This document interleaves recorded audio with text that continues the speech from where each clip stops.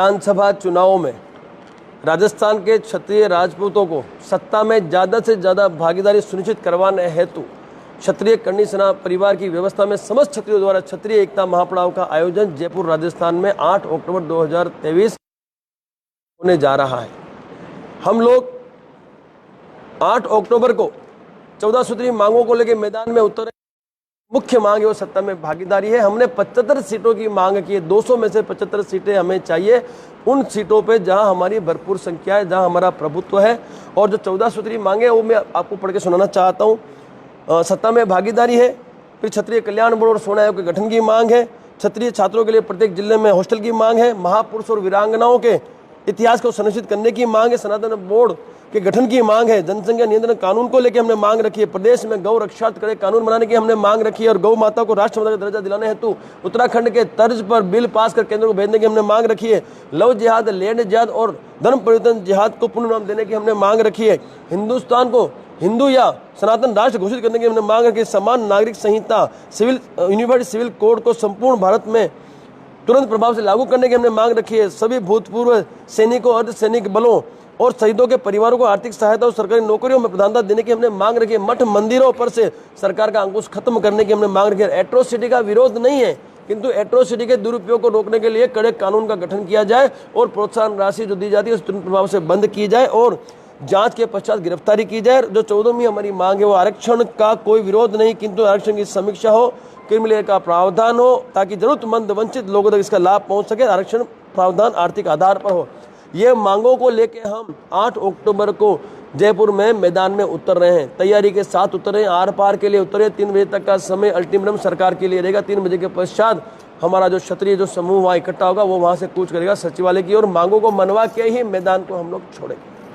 क्या टारगेट रखा गया है, किस तरीके से योजना बनाई गई है? साहब योजना ऐसे है, 1 सितंबर से 30 सितंबर तक प्रत्येक दिन एक जिले में गांव-गांव यात्रा चल रही है और हम लोग प्रेस वार्ता के माध्यम से हमारा जो मैसेज है वो सरकार तक पहुंचाने की पूरी कोशिश करें। पहुंच भी चुका होगा, आईबी भी लगी हुई है। तो हमारा जो है क्षत्रिय एकता महापड़ाव का आयोजन है। हम लोगों को पीले चावल लेके आमंत्रित करें, हम मार्गदर्शित कर रहे हैं। इस लोकतंत्र लोकशाही में राजे रजवाड़े यदि वापस स्थापित करने हैं तो हमें जो ये चुनाव है वो लड़ने होंगे, लड़वाने होंगे, भरपूर मात्रा में मतदान करना होगा और जनता की सेवा हम भी करना चाहते हैं। भाई आज तक का जो इतिहास है जातिगत समीकरण के आधार पर राष्ट्रीय राजनीतिक पार्टियों टिकटों का वितरण किया है, तो अब की बार क्षत्रियों की सरकार का सूत्र लेके हम उतरे क्योंकि हमने भी जातिगत समीकरण स्थापित कर दिया है। तो इस बार हमने 75 सीटों की मांग उन विधानसभाओं से की जिन विधानसभाओं में हमारी भरपूर संख्या। हमें सरकार से हम ये कहना चाहते हैं, राजनीतिक पार्टी हम ये कहना चाहते हैं कि जो कार्यकर्ता आपके यहाँ सालों से काम कर रहे हैं उन्हें टिकट दीजिए, उससे भी हमें कोई आपत्ति नहीं है, हम उन्हें भी जिताएंगे। लेकिन जहां विधानसभाओं में हमारी भरपूर संख्या है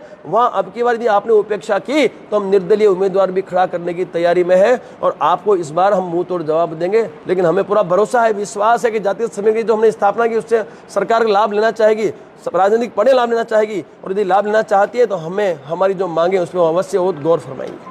जयपुर में जो आंदोलन होने वाला है उसको लेकर कोई राजनीतिक दल भी वहाँ पहुँचेंगे क्या? ऐसा है हुकुम, हमने सीधी बात की। राष्ट्रीय राजनीतिक पार्टियां जो हमें ज़्यादा से ज़्यादा भागीदारी देगी उसे हम खुलेआम समर्थन करेंगे, गांव-गांव जाके उनका प्रचार प्रसार करेंगे और हमारे उस व्यक्ति विशेष को जिताने में हम एड़ी चोटी का जोर लगा देंगे।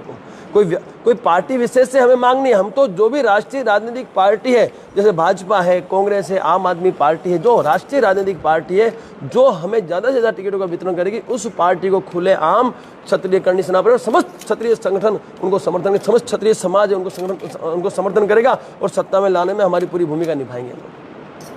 इसमें आप किसकी मांग करें? केवल क्षत्रिय समाज से जो चुनाव लड़ेगा वो क्षत्रिय राजपूतों की ही संगठन है, क्षत्रिय राजपूतों की ही मांग है और ये जो विधानसभा है 75 जो विधानसभा हमने मांगी है उसमें हमारी भरपूर संख्या है। वो विधानसभा की लिस्ट भी हम आपको भेज देंगे। वो विधानसभाओं की ही हम मांग कर रहे हैं और वहाँ संख्या है और जातिगत समीकरण की आवश्यकता है वो हमने तैयार कर दिया है। तो इस बार हम लोगों ने इन राष्ट्रीय राजनीतिक पार्टियों के सामने ये हमारी मांग रखी कि इस बार हमें इन विधानसभाओं में 75 टिकटों आपको वितरण करनी पड़ेगी।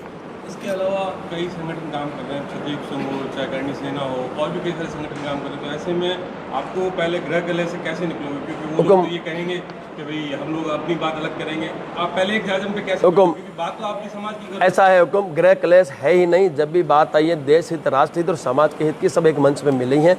ये कार्यक्रम समस्त क्षत्रियों द्वारा आयोजित है, मैं आपसे कह रहा हूँ, और समस्त क्षत्रिय संगठन उस दिन आपको उस मैदान में मिलेंगे, मंच पे मिलेंगे, ये मेरा आपसे वादा। तो ये जो कार्यक्रम है ये समाज हित का है, गौपालक प्रतिपाल का ध्यान रखा है। इसमें 14 मांगों में आप देखिए, इसमें छात्र धर्म की बात की हुई है। तो समस्त जितने भी क्षत्रिय संगठन उस दिन आपको उस दिन मैदान में मिलेंगे, सबको सभी आमंत्रित हो चुके हैं, सबको आमंत्रित करने जा रहे हैं, तो सभी उस दिन आपको मंच पे मिलेंगे। कोई राजनीतिक पार्टी जिन पार्टी की बात कर रहे हैं वो आपकी भावना का कदर नहीं करते हैं, तो फिर आपके इंडिपेंडेंट चुनाव लड़ेंगे सभी बिल्कुल। हुकुम 75 जो विधानसभा जो सीटें हैं जहां हमारी भरपूर संख्या है, यदि ये राष्ट्रीय राजनीतिक पार्टियां उपेक्षा जारी रखती है, हमें नजरकिनार करती है, तो ये आखिरी मौका है उनके लिए, ये आखिरी मौका है, हम आखिरी चांस दे रहे हैं। यदि अब भी उपेक्षा हुई तो सब निर्दलीय तो हम खड़े करेंगे, लेकिन भविष्य में क्षत्रिय समाज को एक पार्टी का गठन करके भी देंगे, ताकि भविष्य में हमें किसी के सामने हाथ फैलाने की आवश्यकता ना पड़े। क्या आपको क्या ऐसी जरूरत है, ऐसी क्या स्थितियाँ हुई जो आपको राजनीति में इस तरीके की सत्ता की भागीदारी की जरूरत? ऐसा है सर, पूरा भारतवर्ष सत्ता से ही चलता है, जड़ें सत्ता है। यदि युद्ध स्तर पे हमें समाज के साथ साथ जनता का यदि उज्जवल भविष्य सुनिश्चित करना है, तो योजनाओं की भरमार आज सरकार के पास है। वो योजनाओं के माध्यम से युद्ध स्तर पे हम युद्ध स्तर पे हमें जो सर्वांगीण विकास करना है हम कर सकते हैं।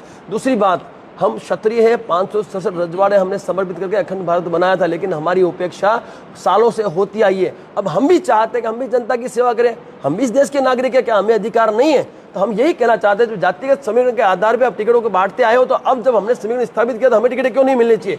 तो हम लोग इन राष्ट्रीय राजनीतिक पार्टियों द्वारा सुनिश्चित किए हुए जो पद चिन्ह है उस पर हम काम कर चुके हैं। अब जो चुनाव है विधानसभा, उसमें हमने इन पार्टियों से टिकटें मांग के हमारी सत्ता में भागीदारी सुनिश्चित करने का हमने निश्चित किया है। लोकतंत्र में हमेशा जातिवाद को कम करने की और घटाने की बात की जा रही है, आपकी जो मांग है ये पूर्णतः जातिवाद से ओतप्रोत है और आप केवल एक समाज की बात कर रहे हैं, तो ऐसे में किस तरीके से आप इसको देखते हैं? ऐसा है सर, को कैसे साथ लाएंगे? ऐसा है, मैं आपको बताता हूँ। ये क्वेश्चन तो आपको इन राष्ट्रीय राजनीतिक पार्टियों से भी पूछना चाहिए कि वो लोग सालों से गलती नहीं साहब, हम तो सत्ता में स्थापित होने के लिए उनके पद चिन्हों पे चलने की कोशिश कर रहे हैं, क्योंकि जब ये चल ही रहा है तो जातिगत समीकरण की स्थापना क्यों नहीं की जाए?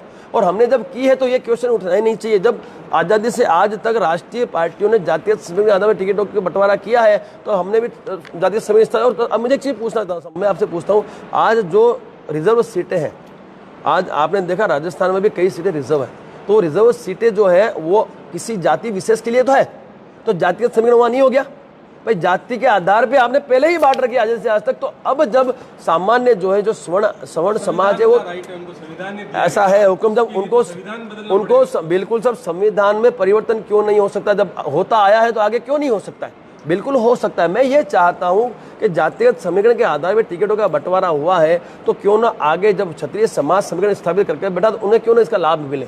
तो हम लोग जब ये राजनीतिक पार्टियां जब यही चाहती है तो हमने वो स्थापित कर दिया। तो इस बार जब चुनाव है तो हमने टिकटों की मांग की है, और 75 विधानसभा ऐसी है जहां भरपूर संख्या है, जहां उपेक्षा होती आई है, तो उन विधानसभाओं में हमें टिकटें चाहिए। हम कहाँ कह रहे हैं, हम ये कह रहे हैं भाई जाट समाज मांगता है, जाट समाज को दो, जहां उनकी संख्या ब्राह्मण है ब्राह्मण को दो। आप हमने कहा मना किया, तो क्योंकि टिकट तो वैसे ही बढ़ती आई है, तो वैसे आप देने वाले हो। तो हमने जब एकता का परिचय दिया है तो हमारे समाज को सत्ता में आने में ये राजनीतिक पार्टियां हमारी मदद करें, ये मांग लेके हम मैदान में, तो ये मुख्य मांग है। बाकी तो 14 मांगे आपके सामने है। बाड़मेर जिले में ऐसी कौन सी सीटें जो आपने चिन्हित करी जो आपके समाज के हिसाब से आप जहां टिकट क्लेम करने की स्थिति? ऐसा है सर, बाड़मेर, जैसलमेर और जितनी भी सीटें हैं हुकुम, सारी सीटों का विवरण मैं आपको भेजूंगा, क्योंकि अभी सब पे सर्वे चल रहा है हुकुम। सारी यानी सर्वे हो चुका है, लेकिन जो ईयरमार्क सीटें हैं, ईयरमार्क सीटें हैं, तो वो जो सीटें जैसे शिव है हमारा, जो शिव जहाँ पे हम है, शिव में आज हमारी भरपूर संख्या है, तो शिव में भी हम चाहेंगे कि हमारा जो क्षत्रिय समाज है वो उम्मीदवारी ले। ऐसे ही बाड़मेर है, ऐसे जहाँ जहाँ विधानसभाएं हमारी मजबूत है, इस बाड़मेर में, जैसलमेर में,